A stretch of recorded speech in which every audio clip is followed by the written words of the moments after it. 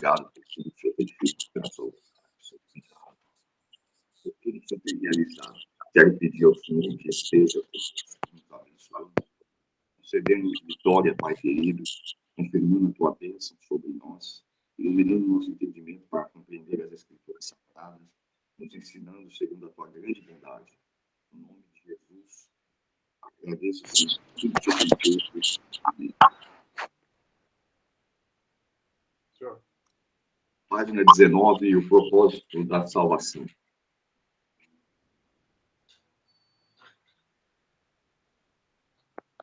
Propósito e objetivo, irmão.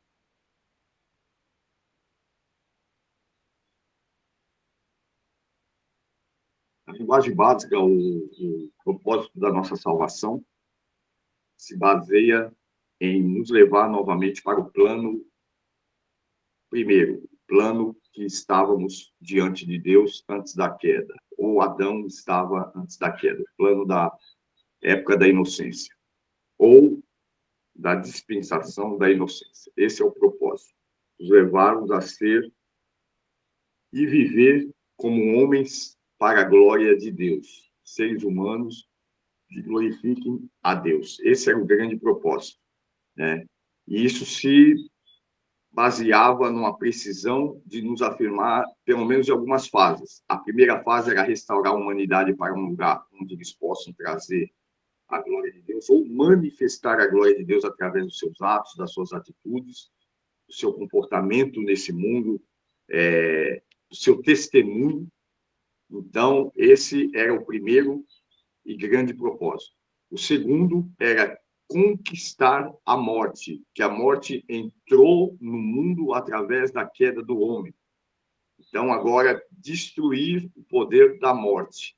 Tanto que é usada uma palavra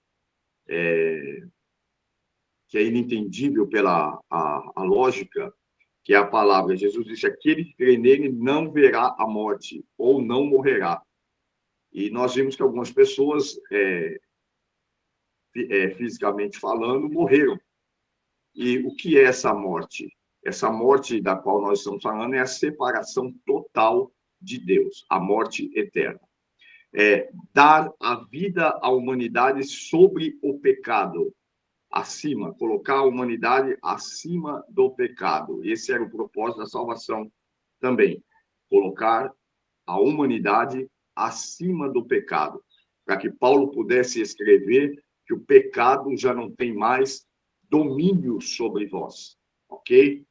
A quarta coisa era restaurar a ordem da criação, ou seja, o primeiro, daquele boot, levar novamente, como eu disse anteriormente, levar a humanidade ao boot, ou seja, ao primeiro estado da criação, ok? O poder de salvar, página 20. O poder de salvar. Quem tem o poder de salvar é Deus. A gente sabe só Deus pode salvar. E ele salva na pessoa de Jesus Cristo, conforme aquilo que nós já ouvimos anteriormente. O pagamento pelo pecado é a morte, porque o salário do pecado é exatamente isso, a morte, Romanos 6:23. Jesus Cristo morreu na cruz para pagar pelos nossos pecados, está implícito em 1 Pedro 2:24. Essa é a ordem, né, a manifestação do que nós vemos a respeito do pagamento desse salário. Jesus Cristo venceu a morte por meio da ressurreição.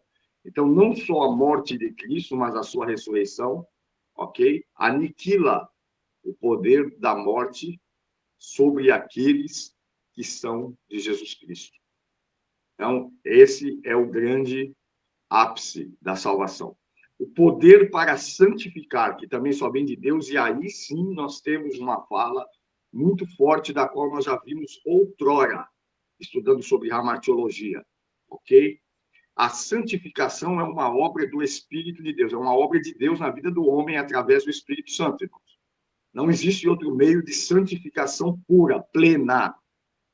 Não tem como o impuro se purificar. Então, para que haja essa santificação, só o santo pode santificar. Então, só Deus pode santificar o homem. A santificação Todos os dias é um trabalho contínuo na vida do homem, onde Deus nos torna mais e mais como seu Filho Jesus Cristo. Então, é Deus quem faz essa obra nas nossas vidas. Santificação não é uma obra nascida do coração do homem. Acontece que o homem, uma vez tocado por Deus, possuído por Deus, sendo de Deus, sendo posse de Deus, como Deus chama meu povo, minha igreja, uma vez que isso aconteça, então Deus é responsável pela santificação desse homem. E esse homem, uma vez tocado, o desejo de santificar-se, de limpar-se, de purificar-se, está nele. Torna-se a natureza desse homem esse desejo.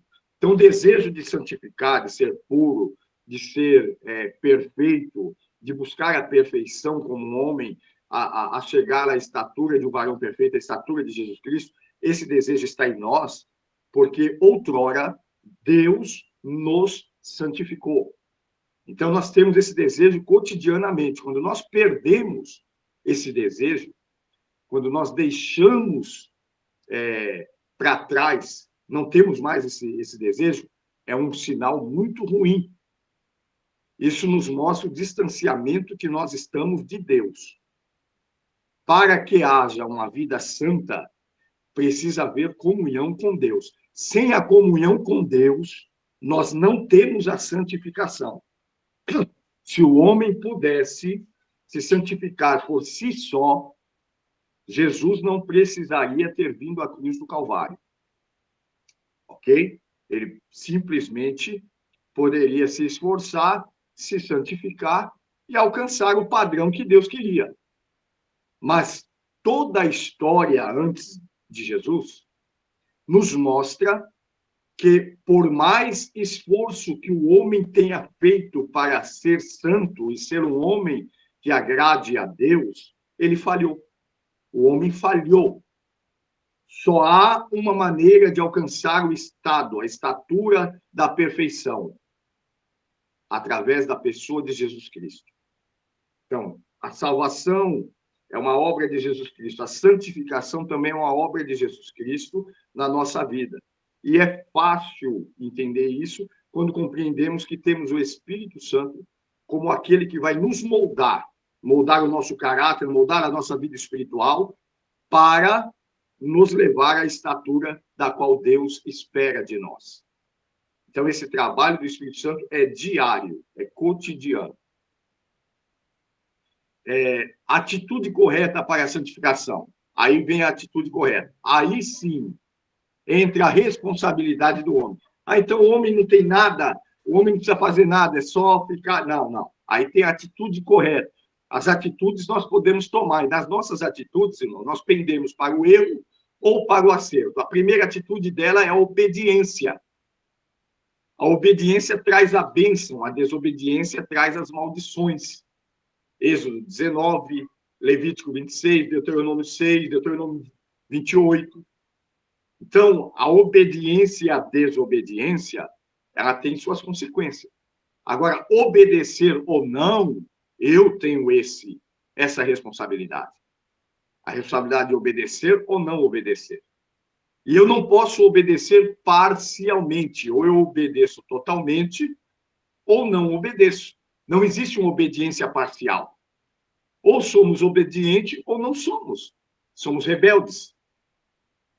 Ou nós obedecemos certamente o chamado, o toque de Deus. Por isso que Paulo diz que há uma possibilidade de eu rejeitar a ação do Espírito Santo. Olha o que Paulo disse: se hoje ouvirdes a voz do Espírito Santo, não endureçais os vossos corações, como fez os vossos pais no deserto.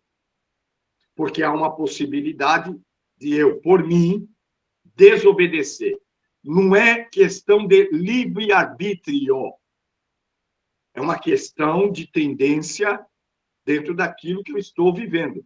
Se eu vivo uma vida distante de Deus, longe de oração, longe de Bíblia, longe de ensinamento, longe de disciplina, eu tenho tendência a errar, tendência a desobedecer.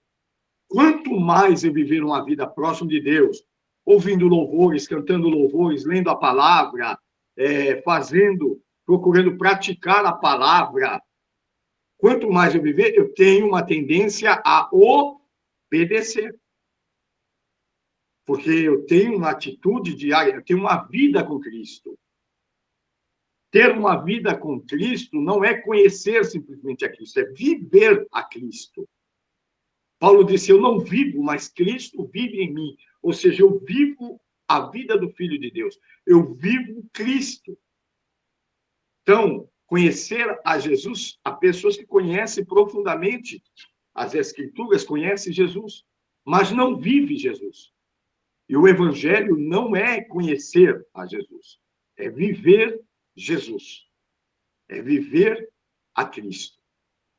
Então, a obediência é algo tremendo. E quando eu tenho dificuldade em obedecer, aí entra a graça, que dá a capacidade e o desejo de obedecer. Olha só. Por mim mesmo, na carne, não consigo me sujeitar a Deus. Paulo disse isso, Romanos 8. A carne não está sujeita a Deus, porque não pode estar. A inclinação à carne é inimizade contra Deus. Então, já entendo que na carne eu não consigo obedecer. Aí entra a graça, que me favorece, me dando capacidade, capacitando-me, colocando em mim o desejo de obedecer. Filipenses 2:13, que fala sobre isso. Então, se você ler, você vai encontrar que a graça nos capacita a viver uma vida de obediência. A graça não nos deixa livre para escolher. A graça nos capacita a escolher o certo. A graça me dá condições de eu escolher obedecer. E terceiro, Deus dá graça aos humildes. Provérbios 3:34, Tiago 4:6, 1 Pedro 5:5. Ou seja, Deus me dá graça para que eu possa ser obediente. Olha que força tremenda.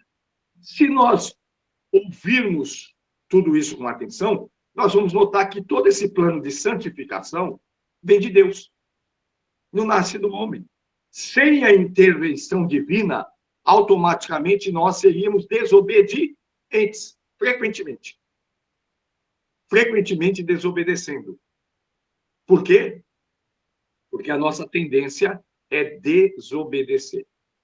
O processo de santificação. A santificação não é um ato, por assim dizer, instantâneo. Ela é um processo. Primeiro, a santificação remove a velha natureza. Remove a velha natureza. Então, a gente entende que é um processo. Que nem sempre nós estamos nos comportando como pessoas, como novas criaturas. Nem sempre. Então, isso me mostra que é um processo. Porque, apesar de ser crentes há muitos anos, há muito tempo, ainda, muitas das vezes, nos pegamos caindo em divergências da nossa velha natureza. Então, a santificação é um processo porque, primeiro, ela trabalha na remoção da velha natureza. Segundo, e nós vamos notando que isso vai mudando ao longo dos anos, né? Não conseguimos mais guardar mágoa, ter ódio, pagar com a mesma moeda, desejo de vingança. Essas coisas vão... Não é porque a gente não vinga porque não quer, porque não pode. A gente não vinga porque não quer vingar. A gente não odeia porque não quer odiar. A gente não carrega mágoa porque não quer carregar. Então, nós estamos libertos dessa velha natureza ou dessa parte da velha natureza. A segunda, ela renova a nossa mente com a verdade. A santificação renova a minha mente com a verdade. Eu já não me iludo. A minha mente é renovada com a verdade. Então, evita com que eu tenha o sofrimento das grandes expectativas da vida natural. Terceiro, coloca em mim uma nova natureza. A santificação coloca em mim uma nova natureza. Eu já não sou mais quem eu era. Acabou. A santificação é que faz isso. Há 3 tipos, no mínimo, ao mínimo que eu quero abordar aqui de santificação. A santificação posicional, que representa o nosso estado ou posição com Deus, ou seja, quem somos perante Deus. A santificação que nos leva a estar posicionado diante de Deus, como está lá em Hebreus 10:10. Somos santos posicionalmente, embora nós podemos nem sempre agir como tal. Embora estamos perante Deus, podemos cometer falhas, erros e fracassos. Haja vista, eu vou trazer aqui, eu sempre falo esse nome, mas eu vou trazer dele que todo mundo conhece, eu já falo que todo mundo conhece. Davi. Davi pecou aonde? Escondido de Deus? Não. Qual era a posição de Davi quando ele pecou? Posicionalmente, ele estava perante Deus. Pequei perante a ti, contra os céus e perante a ti, posicionado na sua frente. Então, a santificação, irmão, ela nos posiciona. E uma vez diante de Deus, não tem como você achar que vai fazer qualquer coisa de costas para Deus. Deus está vendo tudo. Então, essa é a santificação posicional. Aqui me coloca no estado de posição. Olha a posição que a igreja se encontra. Nós estamos em regiões celestiais. A Bíblia diz que o crente está posicionado em regiões celestiais. Então, olha que posição alta. Não existe posição mais alta do que essa. A nossa guerra é celestial. Nossa guerra é contra as potestades malignas, os principados, não é isso? É nos céus, porque nós estamos posicionados em regiões celestiais. Aí existe também a santificação progressiva, que é o processo que cada crente começa a tornar-se cada vez mais parecido com Cristo. Essa é progressiva. 1 Tessalonicenses 5:23, 1 Pedro 1:16. Ela é uma progressão, é aquilo que eu estava falando, não é uma obra instantânea. Ela vai acontecendo ao longo dos anos. Eu já não sou o mesmo de ontem, estou um pouco melhor. Pior do que amanhã, porque amanhã eu vou estar melhor do que hoje. Entendeu? Então, nós vamos progredindo, crescendo, não estamos estacionados. Nós estamos crescendo de glória em glória. E existe a santificação perfeita. Isso ocorre quando o crente cumpre a santificação progressiva no dia da sua glorificação. Isso aí vai ser no ato da nossa tomada deste mundo. É a santificação total, aonde nosso corpo será transformado, e aí então nós alcançamos o ápice da salvação, da santificação. A permanência da salvação. Ok. Perseverança. A doutrina que diz que todo aquele que nasceu de novo permanecerá em seu estado de salvação. Essa é a perseverança que nós entendemos as perseveranças dos santos. Não nasce deles, é algo de Deus colocado neles, que os levará a perseverar em seu estado de salvação. É aquilo que eu disse, na mente de um salvo não passa que ele pode viver uma vida de qualquer maneira, que ele é salvo. Por quê? Porque ele tem a perseverança dos santos.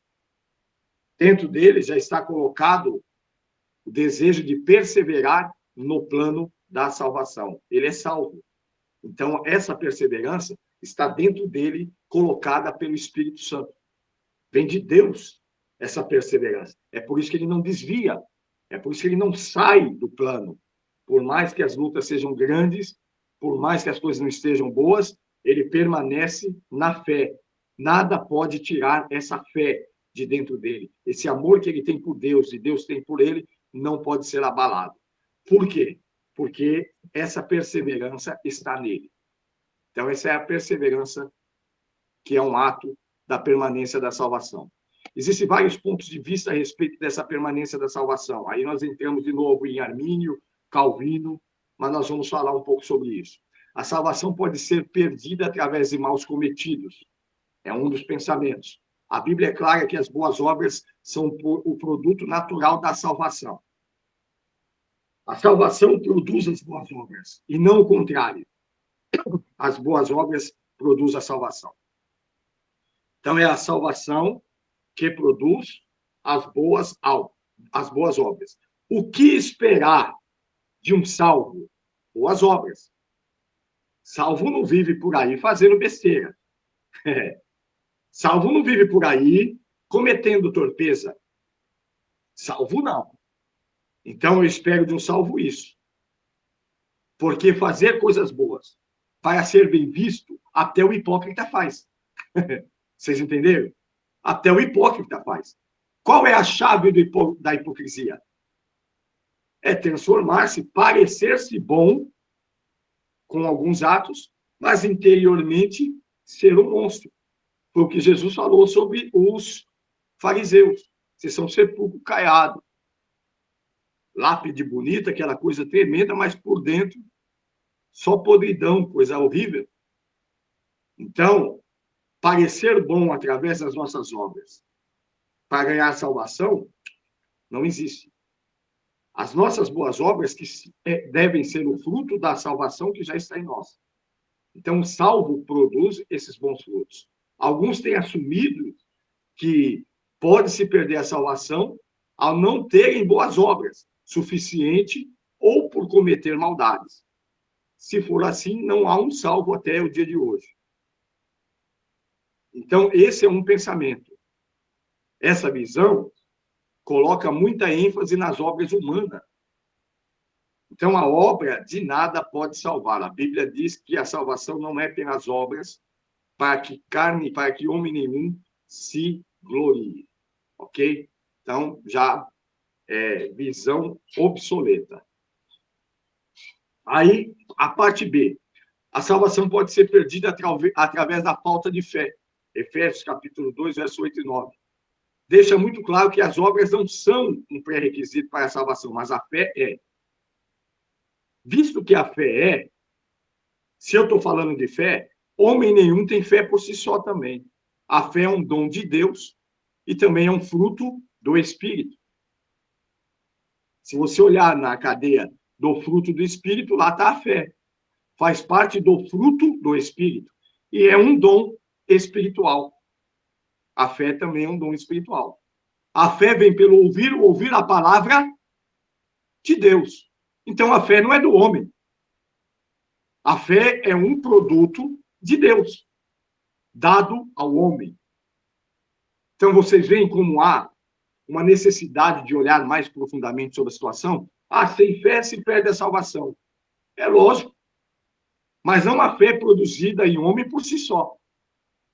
Essa fé é um fruto do Espírito na vida do homem ou um dom espiritual da parte de Deus.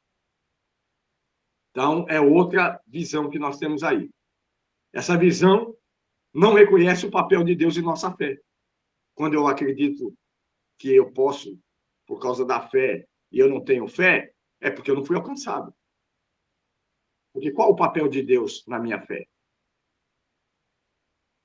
Então, ele sustenta e mantém a minha fé. E a minha fé vem pelo ouvir. E ouvir o quê? Testemunho? Se testemunho salvasse, o mundo estava salvo.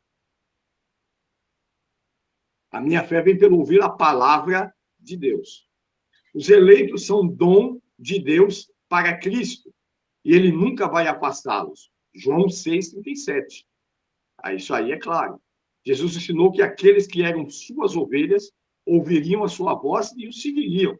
João 10,25. Não há menção de vacilar na fé.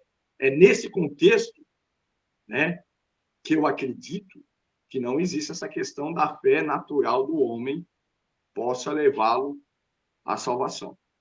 Nós estamos falando de uma fé que é mantida, é aumentada, inclusive, é sustentada, reforçada no ato do indivíduo ouvir a palavra de Deus. Tá bom? A fé é sustentada na palavra de Deus. Jesus disse: eu lhes dou a vida eterna, e eles jamais perecerão. Ninguém as poderá arrancar da minha mão. Olha, são palavras fortes que Jesus usou. Ou não? Se olhar a mão que Jesus disse: eu dei-lhes a vida eterna. E ninguém pode tirar. Ninguém. Quando eu falo de ninguém, é ninguém. Nada pode arrancar a vida eterna que eu dei a eles. E ninguém também pode arrancar eles da minha mão. São minhas ovelhas. Meu Pai que as deu para mim. Olha aí, irmãos. Às vezes são textos que a gente passa rápido e não presta atenção. Olha o que ele diz: meu Pai que as deu para mim. Não foram eles que se entregaram. Meu Pai os guiou a mim, os trouxe para mim. Foi o que Jesus disse: ninguém vem a mim se o Pai não lhe trouxer. É muito forte isso. Não dá para a gente poder, porque não é palavra, não menosprezando Paulo, Tiago, Pedro e João, não. Eu digo, essas palavras saíram da boca do próprio Senhor Jesus. Meu Pai deu eles a mim, e eu dei a eles a vida eterna, e ninguém pode tirar. Como que se pode, então, perder? Se Jesus disse que ninguém pode tirar. Eu dei. Então, é muito forte. Aí diz assim: ninguém pode arrancar da mão do meu Pai. Eu e o Pai somos um. E ainda Jesus diz assim, é uma das passagens da Bíblia que Jesus diz assim, ó, a unicidade entre ele e o Pai. É muito forte. Jesus atestar isso dessa maneira e usar essa palavra, usar essa veemência, meu Deus do céu, é algo que a gente precisa prestar atenção. Aí diz assim: embora seja verdade que a fé é um pré-requisito para a salvação, a verdadeira fé não vai desaparecer. Hebreus 10, 38 e 39 diz: mas o meu justo viverá da fé. Ele não diz que só o justo, ele diz: o meu justo viverá da fé. E se ele retroceder, não me agradarei dele. Por quê? Porque se ele retroceder, ele não tem fé, ele perdeu o contato. Então não é meu justo. Então é muito forte isso. Nós não somos dos que retrocedem e são destruídos, mas somos dos que creem e são salvos. É melhor comparar a nossa salvação ao relacionamento do pai e filho. Um pecado do filho ou falta de fé pode afetar a forma como ele se relaciona com o pai? Eu estou dizendo o pai aqui da terra. O que é que aniquila a paternidade entre o pai e o filho? Eu vou esperar alguns segundos, se algum dos irmãos quiserem falar. Existe alguma coisa que pode mudar meu pai de dizer assim, não é meu filho, e eu deixar de ser?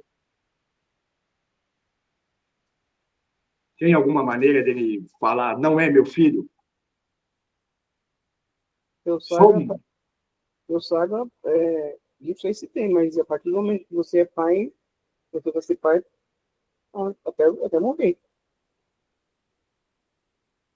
Eu não consegui ouvir direito, Nino.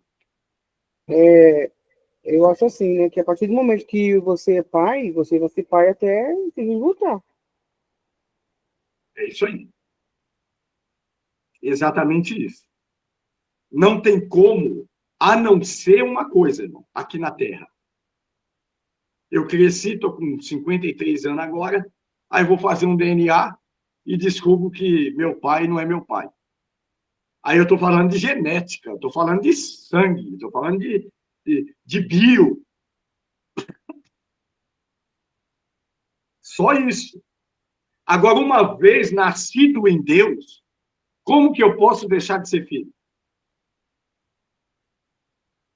Então, não tem como você perder a paternidade, ainda que por questão de erros. Meu pai pode ser um bandido, vai ser meu pai. Se ele for um juiz, é meu pai.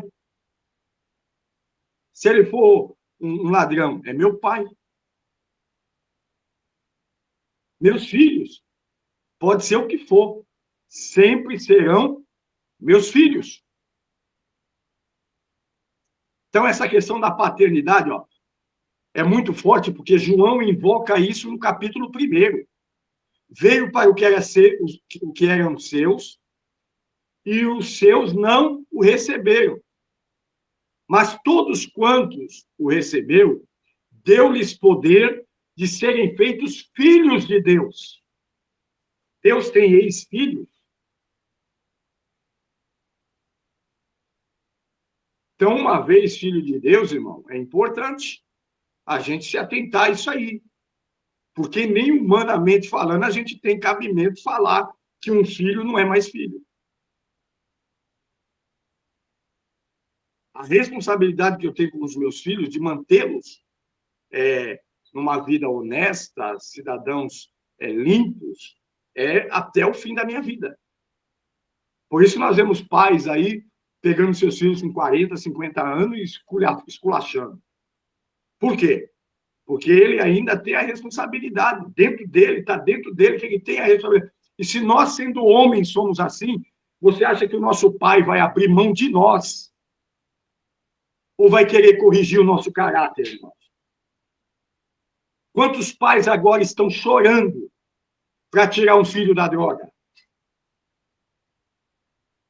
São capazes de tudo, negociar até a vida, dar a própria vida para não ver um filho morrer no tráfico. Você quer me dizer que esse pai é mais pai do que Deus?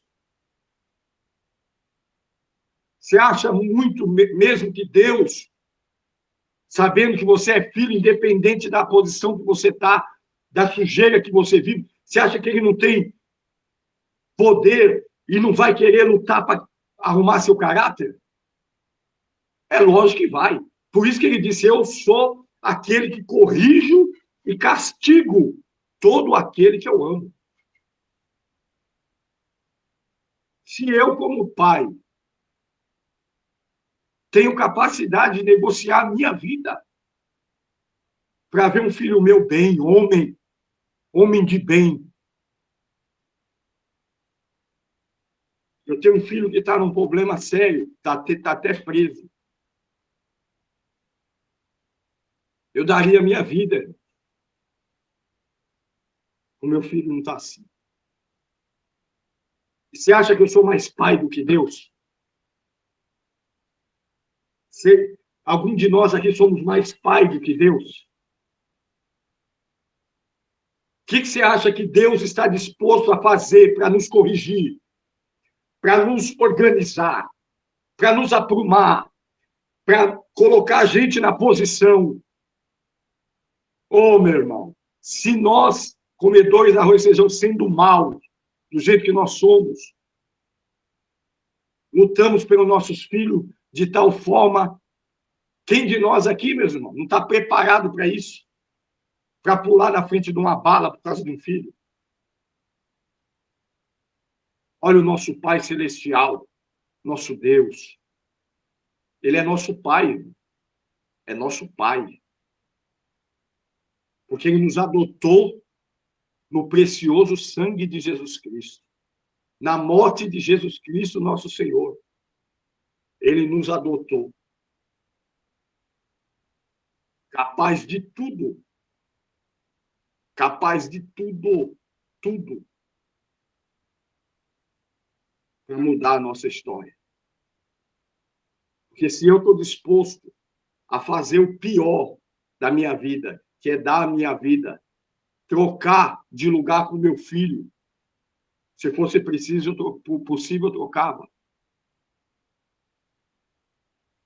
E a gente vê ao longo da história os pais agindo assim. Se fosse possível, nós trocávamos com os nossos filhos.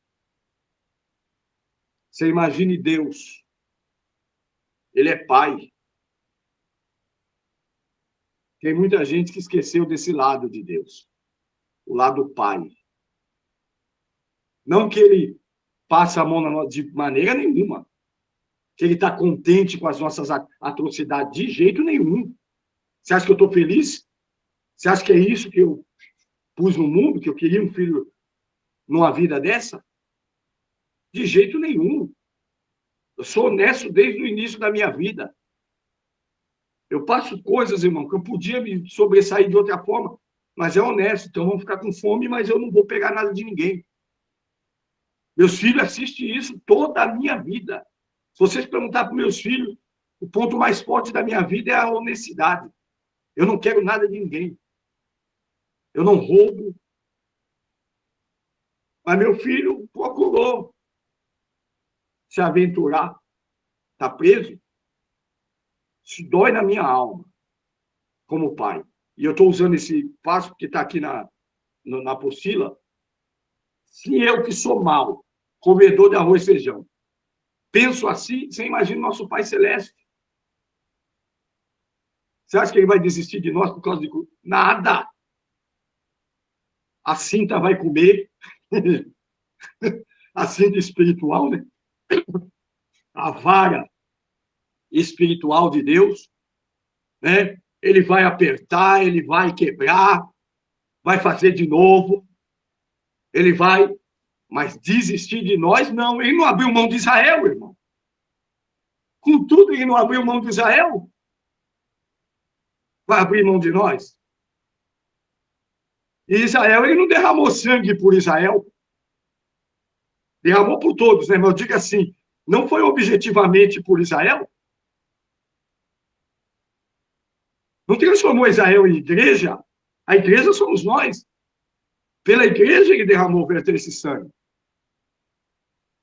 E deu poder desses que não eram seus, nós não éramos dele, serem feitos filhos de Deus. Filho de Deus. Embora muitas das vezes não tenha comportamento de filho de Deus, mas é filho de Deus. A gente vai para o interior da vida aí, a gente vê muitas das vezes, aquele é filho de fulano de tal. Está nessa vida aí, o pai é gente boa.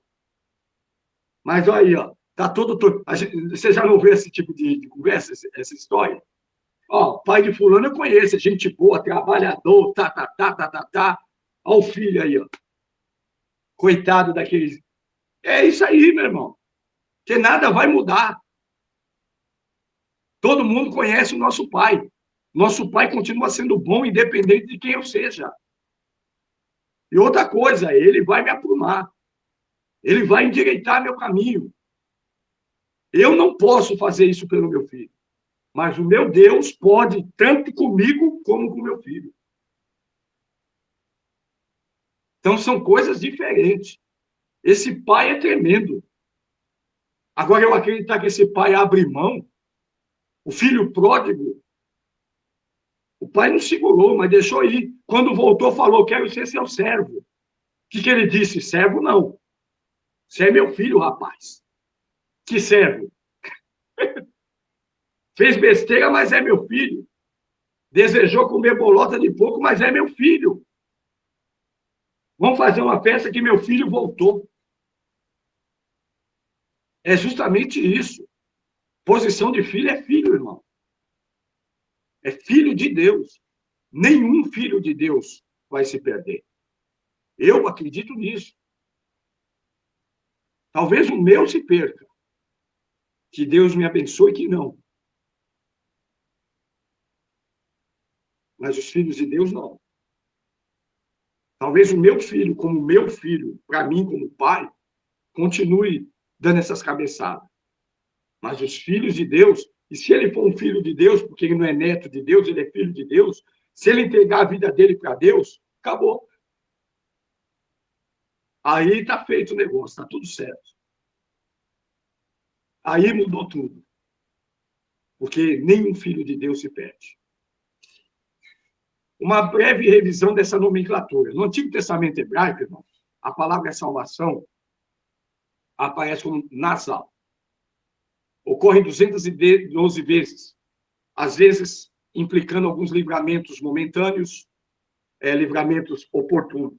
Ok? A palavra salvação, que é mais frequentemente no sentido de livrar ou libertar.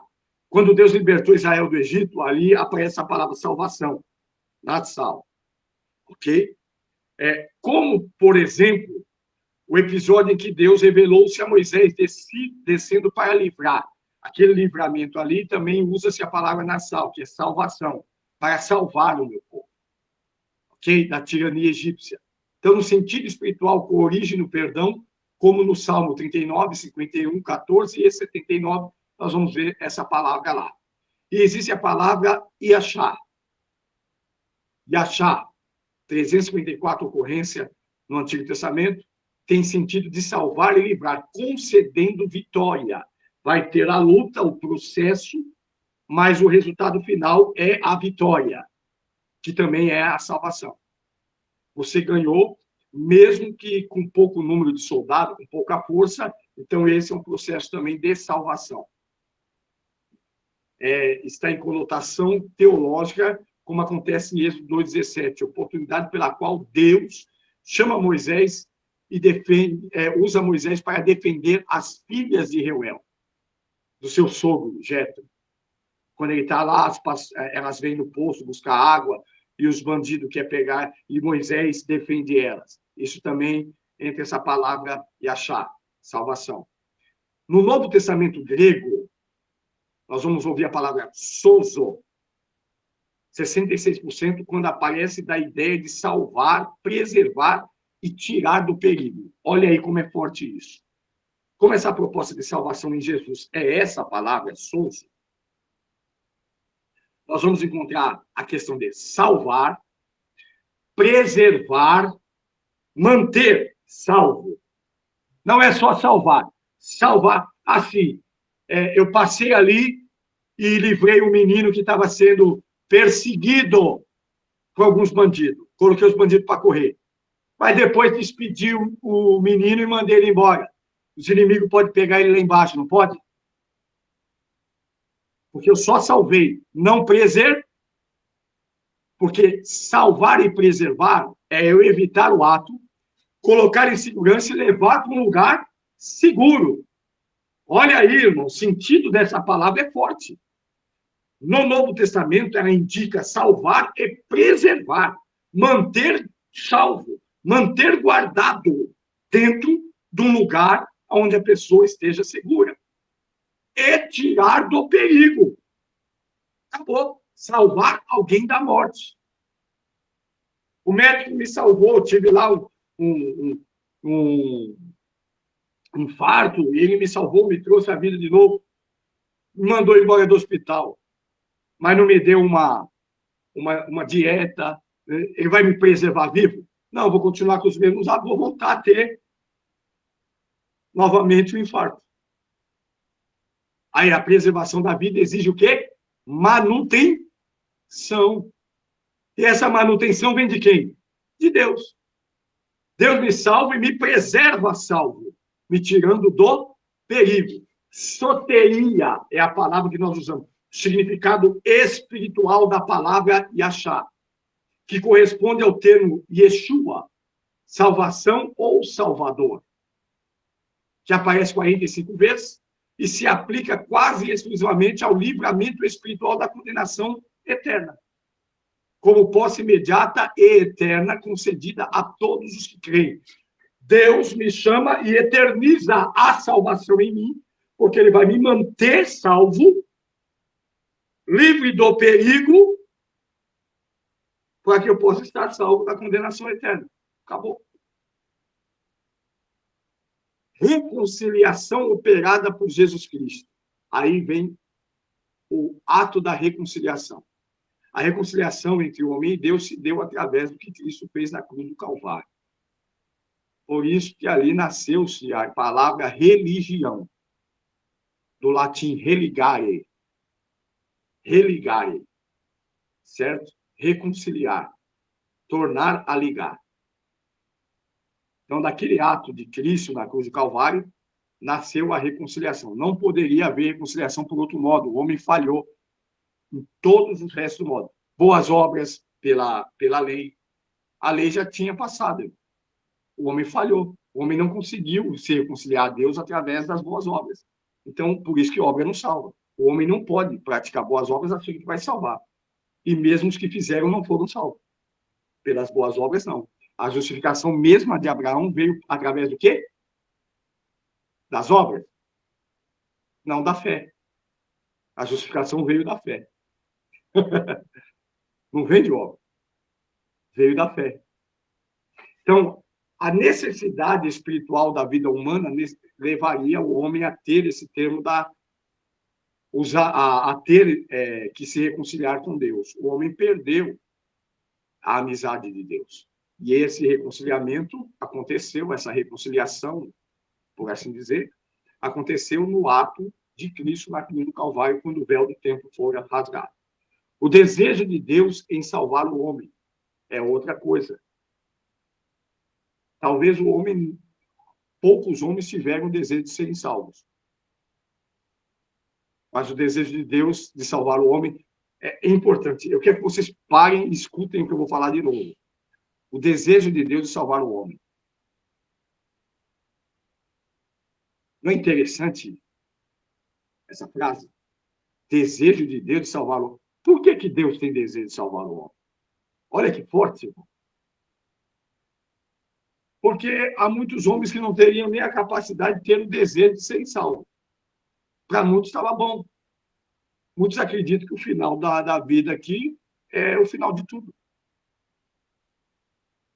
O desejo da salvação é um desejo de Deus, em primeiro lugar. A salvação não é um desejo humano, é um desejo de Deus. Deus tem o desejo de salvar a humanidade. Ela se perdeu, e se você notar, por muitos termos, no profundo do homem, ele nunca quis ser salvo. Esse desejo nasce de Deus, o desejo de salvar o homem. E isso está implícito, primeiro, na necessidade espiritual da vida humana, que a vida humana tem uma necessidade espiritual, ela não é só terrena. A vida humana não é só terrena, ela é espiritual. A vida espiritual que o homem necessita está em Jesus, o qual não é nada mais e nada menos do que o próprio Deus que se fez homem, a fim de proporcionar reconciliação entre o homem e o Pai eterno. Aí tem vários versículos aí na página, Romanos 5, 10 ao 11, 2 Coríntios 5, 18 ao 21, Efésios 2, 11 ao 18, Colossenses 1, 20 ao 22. Versos que mostram profundamente esse desejo de Deus de reconciliar através de Jesus Cristo, no sacrifício de Cristo, o homem com ele. Então, esse desejo é primeiramente de Deus. O desejo de salvar é primeiramente de Deus. Ele não é humano, ele primeiramente é de Deus. Ele tem origem em Deus. O desejo de se salvar. Pelo homem, desde que caiu do Éden, nós estaremos caindo até hoje. Cada vez mais distantes de Deus. Então, isso é claro. Outro sim que a vida espiritual que o homem necessita está única e exclusivamente em Jesus. Acabou. É a única pessoa que pode dar vida eterna.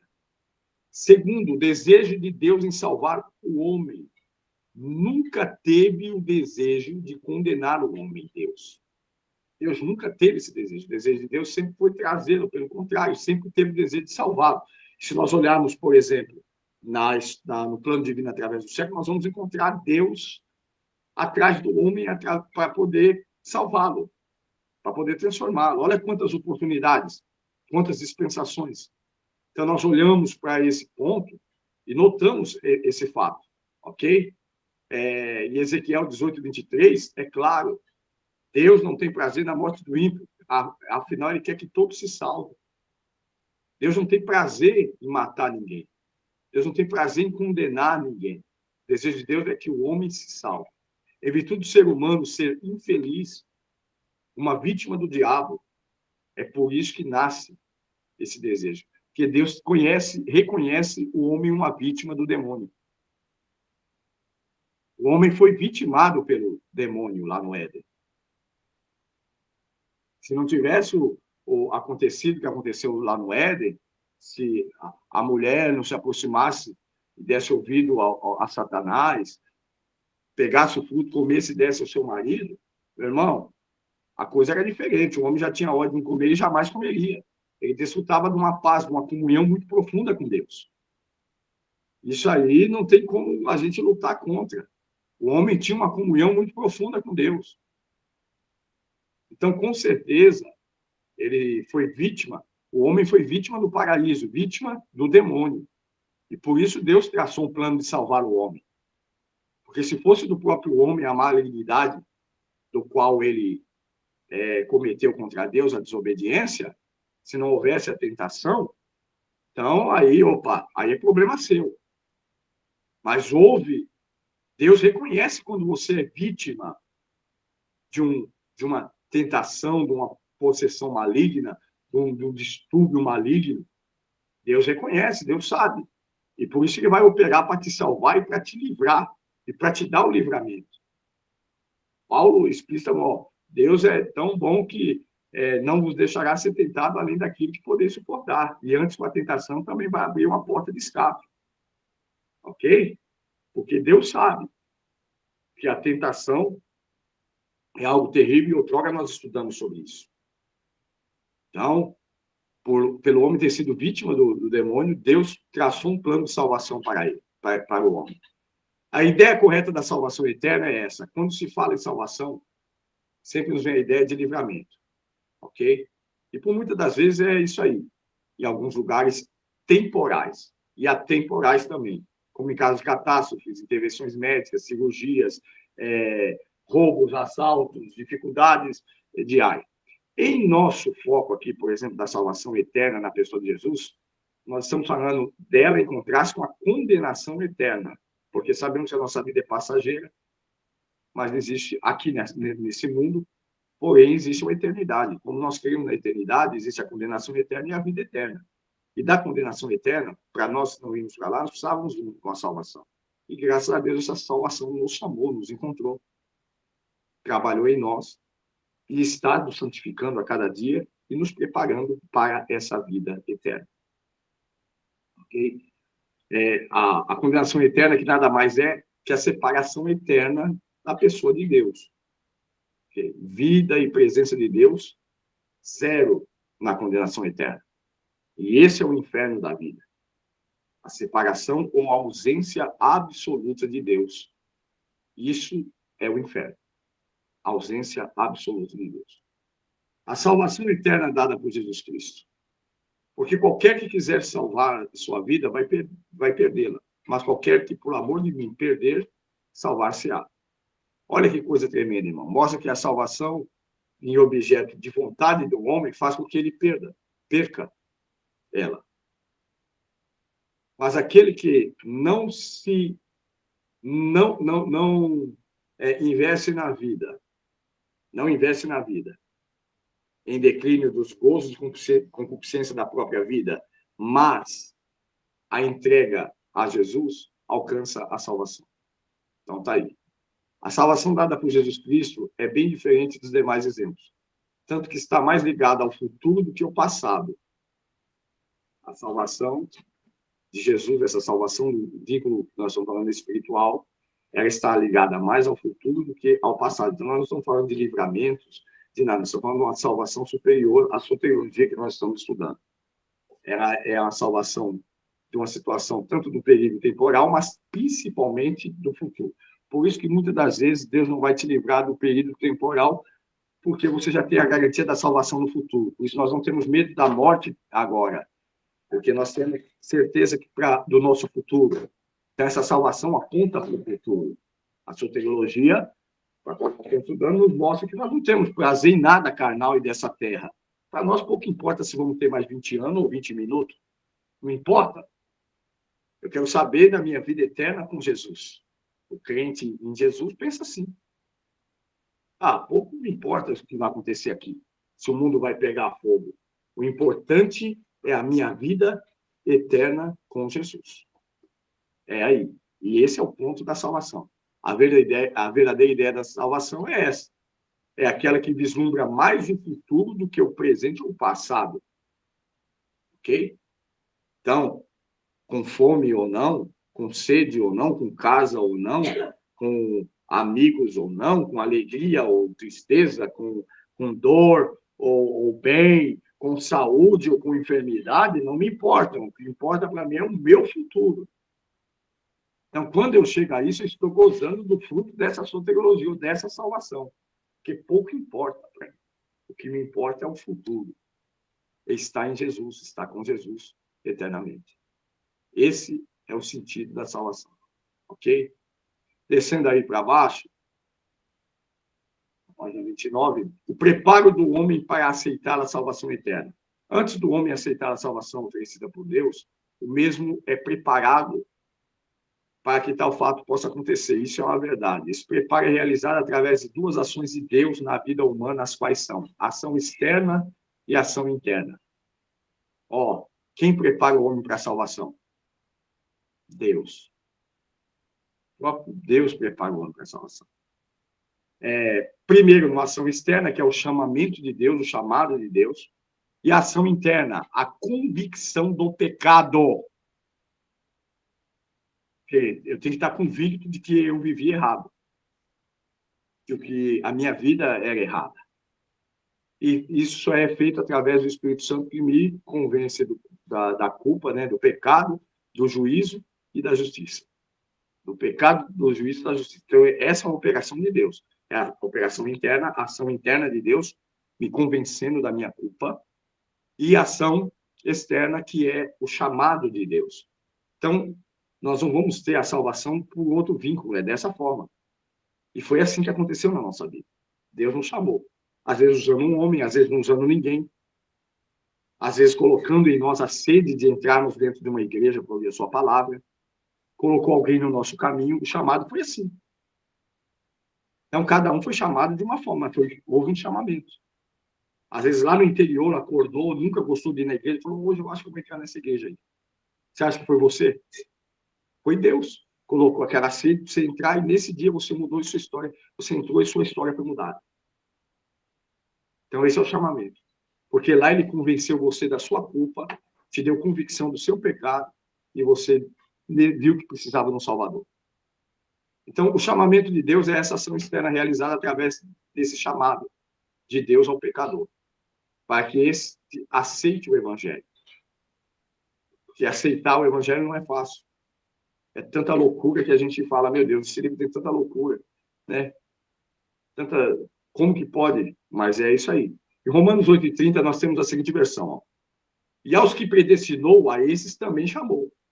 E aos que chamou, a esses também santificou. E aos que justificou, a esses também glorificou. Pega aí. Nós estamos lendo certo? E aos que predestinou,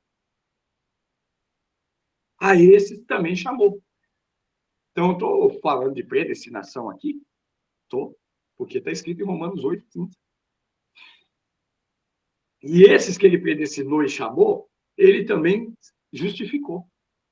E justificou e também glorificou. Está lá, Romanos 8:30, quem está falando isso é Paulo, escrevendo na igreja de Roma. Então, é um ato do homem a salvação? Não. É um ato de Deus. Nasce em Deus, é operado por ele. Toda a operação da salvação é um ato de Deus. Qualquer homem pode se salvar? Não. Todo homem pode salvar? Não. O homem pode salvar? Não. Só Deus pode salvar o homem. Pronto. Isso é soteriologia. E essa salvação vem através daquilo que nós estamos estudando aqui. Aí tem uma rama de versículos aí. São algumas passagens bíblicas que atestam o chamamento divino, como que é efetuado esse chamado. O homem é chamado por Deus através da pregação do Evangelho. Paulo declara em Romanos 1:16. Porque não me vergonho do Evangelho de Cristo, pois é o poder de Deus para a salvação de todo aquele que crê. Primeiro o judeu, também do grego, Romanos 10:13, 17, 1 Coríntios 1:21, são mais duas passagens que falam sobre o chamamento divino através da pregação. Então, o homem é chamado através da pregação do Evangelho. Não é sempre assim. Não é através de uma pregação na igreja, na rua ou alguma coisa. Teve pessoas que foram chamadas de outra forma, de outra maneira. Paulo foi chamado pelo próprio Jesus. Então, nós vemos pessoas sendo chamadas de outra forma. Né? Encontrou um folheto na rua, né? E ali sentiu vontade de entregar a vida a Jesus, que sempre no finalzinho do folheto tem uma oração ali, né? De aceitar Jesus, depois que foi procurar uma igreja, mas já tinha entregue sua vida a Jesus. Você entendeu? Nós estamos falando da parte burocrática, nós estamos falando da parte espiritual. A salvação não começa quando o indivíduo entra dentro da igreja. Glória a Deus. Aleluia. Deixa eu revelar algo forte para vocês. A salvação não começa quando você entra dentro de uma igreja para ouvir a palavra. A salvação começa na sede que você tem de ir ao lugar, buscar a palavra de Deus, porque é Deus te chamando. Não é no ato que você... eu ouvi a palavra, comecei ali que eu fui salvo. Não, você foi salvo quando saiu de casa para encontrar aquele lugar. Ali já era a salvação te chamando. A salvação operando, Deus colocando em você a sede de ir. É muito forte isso. Por isso que Jesus disse, ninguém vem a mim se o Pai não trouxer. Ninguém aqui entrou na igreja, caiu de paraquedas na igreja, não. Jesus convidou. Sem esse trabalho, jamais um homem se convenceria que é pecador, que é perdido, que necessita de um Salvador. É isso que nos diz João 16, versos 7 ao 11, e Romanos 10, 13 ao 17. São as palavras de Jesus Cristo e de Paulo, que confirmam o que dissemos anteriormente. No que concerne a ação do Espírito Santo no coração do indivíduo, para que essa pessoa possa corresponder às três considerações a fazer nessa ação. A convicção do pecado é a primeira. O Espírito de Deus me convence do meu pecado. A convicção do pecado opera no homem pelo Espírito Santo, está relacionada com Jesus Cristo em três sentidos. Primeiro, o Espírito convence o homem da falta de fé em Jesus Cristo. Segundo, o Espírito também convence o homem da justiça de Jesus Cristo. Jesus é justo. Porém, ele não muda a concepção errada pecaminosa. E outro aspecto é o aspecto da ação do Espírito Santo. O Espírito Santo convence o homem da necessidade da justiça de Deus. Então, ele vai me convencer do meu pecado, convence que Jesus Cristo é o suficiente para perdoar o meu pecado, é maior do que o meu pecado, tem poder de perdoar meu pecado. E me convence que eu tenho essa necessidade dessa justificação. Então, não é algo comum, natural, humano, é espiritual. A salvação é espiritual. Quem despreza a justiça de Cristo, aplicada em seu favor, não será apenas julgado, mas também condenado. É o que João quis dizer naquela parte, Marcos quis dizer na parte que quem crê e for batizado será salvo. Quem não crê, ou seja, quem não alcançar essa fé, não receber essa fé para acreditar dessa forma, já está condenado. Então, acabou. Essa convicção do pecado operada pelo Espírito Santo na vida do ser humano produz a esperança. Então, não é nem fato, é uma esperança que nasce em nós, de que nós seremos salvos e está acabado. Ok? Essa finalidade da convicção do pecado, operada pelo Espírito Santo no coração do ser humano, não é, de modo algum, exaltar a condenação eterna, mas, na verdade, a salvação eterna. Mostrar para nós que a salvação eterna ela é mais forte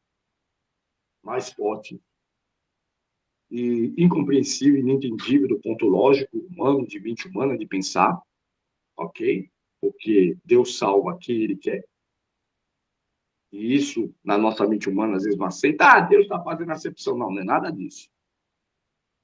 Não é nada disso. Deus é soberano na sua vontade e não deve satisfação a comedor de arroz e feijão. Eu não perco nem tempo de discutir isso com ninguém. Deus não precisa me dar satisfação do que Ele vai fazer na minha vida. Isso é claro. Só se eu for menino. Deus não precisa dar satisfação, pedir permissão para fazer nada na vida de ninguém. Não é porque às vezes Ele faz, não é porque às vezes Ele pede, que ele é obrigado a pedir, isso não é padrão. Se ele quiser, ele faz. Se ele quiser, por exemplo, ele faz, pronto, não tem salvação mais, plum, e acaba com o mundo. Vai deixar de ser Deus? Não, porque só um Deus pode fazer isso. Entendeu? Se Deus não quiser fazer, ele vai deixar de ser Deus? Não.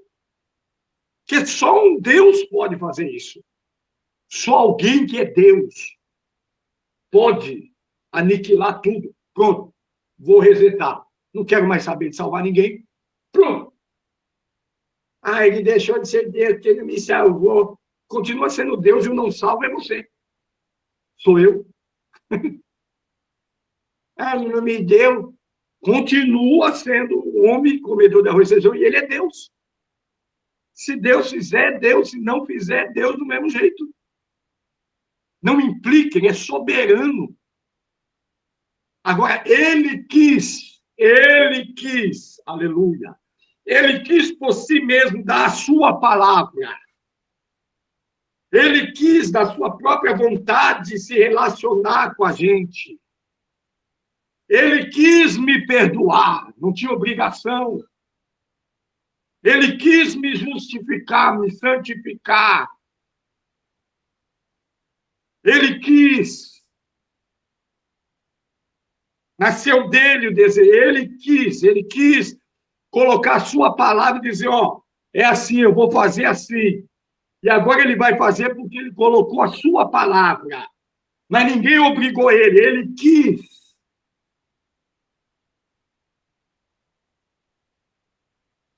E ele pode fazer porque ele é Deus. Acabou. Não tem obrigação de nada, mas vai fazer porque deu a sua palavra e colocou a sua palavra acima do seu nome. E ele é Deus, soberano, poderoso, forte. Não há outro, nem no céu, nem na terra, nem embaixo da terra. Não existe outro Deus. Não existe outro Senhor. Não há deuses.